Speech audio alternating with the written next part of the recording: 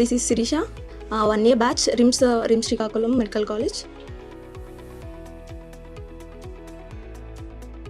ఇప్పుడు నేను ఆ కాలేజ్ నుంచి వచ్చాను కాబట్టి మా జూనియర్స్కి ఏం చెప్తానంటే, ఫస్ట్ ఏంటంటే ఆన్లైన్లో మనం అంతసేపు వినలేం క్లాసెస్. ఆన్లైన్లో ఏదైనా కూడా కొంతసేపు వచ్చి పాజ్ తీసుకొని బ్రేక్ తీసుకొని అలా వెళ్దాం అనుకుంటాం.